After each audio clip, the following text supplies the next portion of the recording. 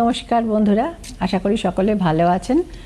তো সরস্বতী পুজোর রংটাই হলুদ, আমাকে দেখেও আপনারা বুঝে বলতে যাচ্ছি তোমাকে সেটাই, একদম বুঝে গেছেন। তো সরস্বতী পুজোর সাথে হলুদের সম্পর্কটা খুব মানে ঘনিষ্ঠ, ওতপ্রোতভাবে জড়িত, একদম ওতপ্রোতভাবে জড়িত। আর মা সরস্বতী পুজোর সময় দেখবেন পলাশ ফুল ছাড়া পুজো হয় না। এই কারণে মা সরস্বতীকে আরেকটি বলা হয়, এটা আনকমন নেম, বাট পলাশ প্রিয়া। হ্যাঁ, তো এই সময় থেকে চারিপাশে পলাশটা ফুটতে শুরু করে এবং আমরা যারা ধরুন কর্মসূত্রে বলুন বা মানে এধার ওধার যাওয়া থাকে বলে মানে শান্তিনিকেতনের দিকে, পুরুলিয়ার দিকে, বাঁকুড়ার দিকে মানে পুরো লাল হয়ে যায়, কমলা হলুদ একটা মানে অপরূপ একটা মানে প্রকৃতি এই সময়টা হয়ে ওঠে।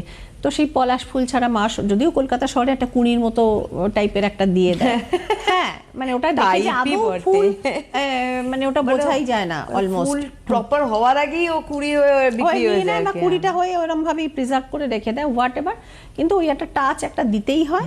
সুতরাং সরস্বতী পুজো পলাশ ফুল ছাড়া কিন্তু অসম্পূর্ণ, আপনি যাই দিন না কেন। আর আরেকটি জিনিস যেটা এখনকার ছেলেমেয়েরা আস্তে আস্তে ভুলতে বসেছে, দ্যাট ইজ খাগের কলম।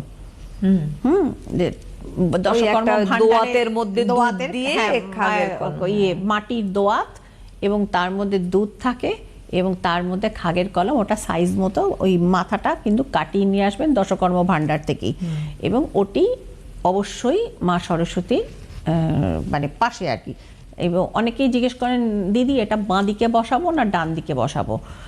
একটা জিনিস শুধু মাথায় রাখবেন, ডান দিকে দেওয়াই নিয়ম, কিন্তু এখানে একটা ব্যতিক্রম জিনিস বলে দিই আপনাদের সুবিধার্থে। অনেকে ছেলে মেয়ে থাকেন সুবর্ণাদি যারা লেফটি, বাঁ হাতে লেখেন, তো সেক্ষেত্রে যেহেতু আপনি সন্তানের জন্য পুজোটা করছেন, সুতরাং আপনার যদি লেফট হ্যান্ডার ছেলে মেয়ে থাকে তাহলে সেক্ষেত্রে ওটা মা সরস্বতী বাঁ দিকে দেবেন এবং সেইভাবে প্রার্থনা করবেন যাতে সে তার বাঁ হাতটি ব্যবহার করেই যেন সে জীবনে সাফল্য পায়, পড়াশুনো করুক, আঁকা মানে ছবি আঁকা, কবিতা লেখা, যা খুশি করুক, এনিথিং মানে related to academics and creative sector, তাতেই যেন সে সাফল্য পায়। সুতরাং লেফটি যারা রয়েছে তাদের কেবলমাত্র মানে ঠাকুরের সামনে তারাই বাঁ দিকে দেবেন, আর যাদের ছেলেমেয়েরা রাইট হ্যান্ডার, আমাদের নর্মাল যেরকম আমরা লিখি ডান হাতে, তো তারা ডান হাতে দেবেন। এরপর যেটা হচ্ছে যে পুজোটা কি দিয়ে দেবেন, পুজোটা কি দিয়ে, দেখুন ভক্তি থেকে বড় জিনিস আর কোনো নৈবেদ্য হয় না, কিন্তু তাও মা সরস্বতীর পুজোয় যেটাকে বলা খেলনা কদমা এবং ওই মঠ, ওই খেলনা কদমা এবং মঠগুলো হচ্ছে রঙিন নানা রকমের কালার, ইয়েলো হোয়াইট, হ্যাঁ রানী কালার, ইয়েলো হোয়াইট, তার মধ্যে হাঁস, আপনার ওই টাওয়ার টাইপের দেখতে, এরকম লম্বা গোল, অনেক ভীষণ মিষ্টি, কড়া মিষ্টি, ছোটবেলায় খেতে খুব ভালো লাগতো, এখন আর বয়স বাড়ছে, এখন আর ওগুলো খাই না। এবং আরেকটা জিনিস লাগে, ওই যেটাকে বলা হচ্ছে ওই কড়াই টাইপের একটা জিনিস পাওয়া যায়, 5 কড়াই টাইপের কিছু একটা বল, ওই জিনিসটাও কিন্তু পঞ্চশস্য না, আলাদা জিনিস, এটা খাওয়ারই জিনিস। এবং দেখবেন ছোট ছোট ছোট ছোট মানে গোলমরিচের মতো, তরকার ডালের মতো, এবং তার মধ্যে সিলভার তবক থাকে, তবক মানে খুব একটা পাওয়া যায় না, কিন্তু ওই জিনিসটি লাগে। এবং ওই কদমা যেটা হচ্ছে সাদা চাকির মতো দেখতে, ছোট বড় নানা সাইজ, এবং তার গায়ে দেখবেন কালো জিরের মতো তিল দেয়া থাকে। তো এই জিনিসগুলো ছাড়া কিন্তু মা সরস্বতীর পুজো কিন্তু অসম্পূর্ণ। এবং মা সরস্বতীর পুজোর তিথিটা যেটা পড়েছে একদম খুব এবার ইজি তিথি পড়েছে, একে তো 23 জানুয়ারি পড়েছে মা সরস্বতীর পুজো, আমাদের নেতাজির জন্মদিন এবং সরস্বতী পুজো একই দিনে পড়েছে, কাজে ছোট ছোট ছেলেমেয়েরা আশা করা যায় স্কুলে তারা ওই পতাকা তুলবে বলে সকাল সকালই সব উঠে পড়বে। এবং পুজোর সময়টা পড়ছে সকাল 7টা 15 থেকে দুপুর 12টা 50 পর্যন্ত, টানা হচ্ছে শ্রী পঞ্চমী বা বসন্ত পঞ্চমী। এই সময়ের মধ্যে যারা নিজেরা পুজো করবেন তারা নিজেরা পুজো করতে পারেন, যারা ঠাকুরমশাই আসবেন চেষ্টা করবেন ঠাকুরমশাইকে এই সময়ের মধ্যে পুজোটা অন্তত তিনি যাতে ধরে ফেলেন, কারণ সেই সময় তো সেই দিনটা ঠাকুরমশাইদের মানে দৌড়, হ্যাঁ তাকে হাইজ্যাক করে নিয়ে আসা হয়, একদম একদম মানে কতক্ষণ তিনি বসবেন, দুটো ছিটিয়েই তিনি আবার প্রস্থান আর কি করবেন। তো যাই হোক, ঠাকুর মশাইদেরও অনেক কমিটমেন্ট থাকে, আমি ওই নিয়ে আর কিছু বললাম না। একদম একদম। আমরা এটা মজা করছি, দেখুন অনুষ্ঠানটা না যেহেতু সরস্বতী পুজোয় কি কি করণীয় আর কি কি করণীয় না সেই নিয়ে একটু মজার ছলে এটা অনুষ্ঠানটা হলো, কারণ এর মধ্যে থেকে ইনফরমেশনটা ডেফিনেটলি যাচ্ছে। এগুলো আপনারা প্রত্যেকে মানে ব্যক্তিগত জীবনে অভ্যস্ত। হ্যাঁ, মানে সেদিন ঠাকুর মশাইদের জন্য হাহাকার পড়ে যায়, কোথায় ঠাকুর মশাই, কোথায় ঠাকুর গেটের মশাই। সামনে দাঁড়িয়ে থাকতে হয়। একদম একদম। আগেকার ঠাকুর মশাইরা তো তবু দেখুন রিক্সা চড়ে, সাইকেল চড়ে আমাদের সময়, আজকাল তো ঠাকুর মশাই স্কুটি চড়ে ভো ভো করে দৌড়চ্ছেন, আপনি দৌড়তে দৌড়তে তাদের নাগাল পাবেন না। তো সুতরাং যারা মনস্থ করছেন নিজেরা পুজো করবেন, আমি তো মনে করি যারা নিজেরা স্বচ্ছন্দে পুজো করতে পারেন, এবং প্রচুর আমার ধরুন ক্লায়েন্ট বা যারা আমার ফলোয়ার তারা জিজ্ঞেস করছেন দিদি সরস্বতী পুজো কি মেয়েরা করতে পারে? নিশ্চিতভাবে করতে পারে, কেন করতে পারেন না? মেয়েরা এখন বিয়ে দিচ্ছে, মেয়েরা বিয়ে দিচ্ছে, বৈদিক বিবাহ খুব সুন্দর লাগে দেখতে, হ্যাঁ ভীষণ সুন্দর।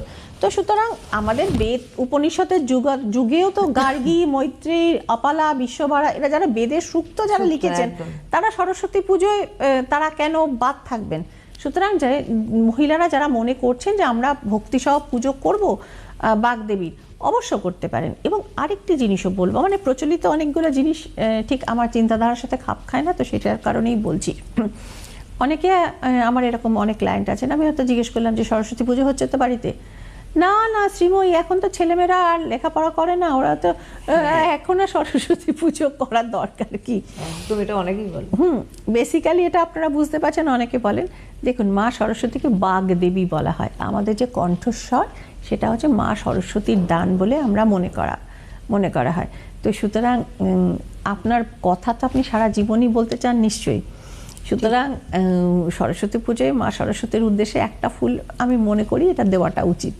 সে আপনি মূর্তি এনে পুজো করতে পারলে ভালো, না করতে পারলেও ঠিক আছে, ছবিতে করুন, ছবিতে করুন, ছোট্ট একটা মূর্তি এনে করতে পারেন, উদ্দেশ্যে করতে পারেন, কোনো সমস্যা নেই। কিন্তু যেহেতু আমাদের কথা বলাটা চালিয়ে যেতে আমরা চাই আমৃত্যু, সুতরাং বাগদেবীর পুজোটাও চালিয়ে যাওয়াটাই ঠিক বলে আমার মনে হচ্ছে, এটা একদম যুক্তির কথা।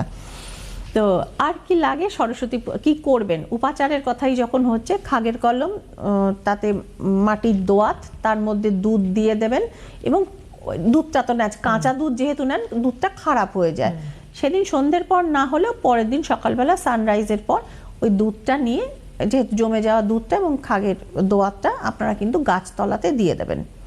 অনেকে গঙ্গায় ভাসিয়ে দেন, অনেকে কোনো তার গাছ বা কোনো পুকুর টুকুরে আপনারা ওটা দিয়ে দিতে পারেন, অনেকে মাটিতে পুঁতেও রাখেন।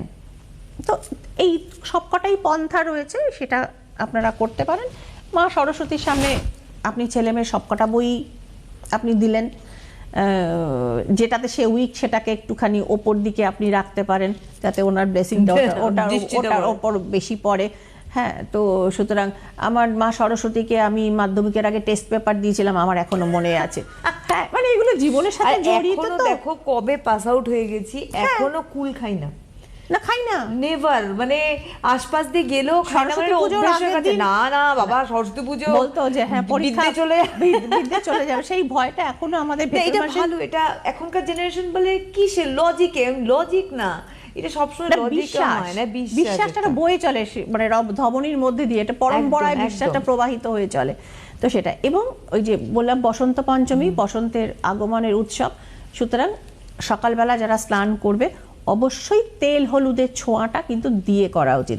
ওটা আর কি, শীত চলে গেল, জীর্ণতা শীর্ণতা শুষ্কতা সব চলে গেল, বসন্ত আগমন হচ্ছে, দেখবেন গাছে গাছে কুড়ি আসতে থাকে, পাতা আসতে থাকে, অর্থাৎ প্রকৃতি আবার নতুনভাবে নতুন রূপ রস গন্ধ সঞ্চয় করে আবার নতুন লাইফ তৈরি হচ্ছে। সুতরাং বসন্তের আগমনটাকে সত্যি সেইভাবে সেলিব্রেট করা, এবং হলুদ সেক্ষেত্রে একটি গুরুত্বপূর্ণ ভূমিকা কিন্তু করে।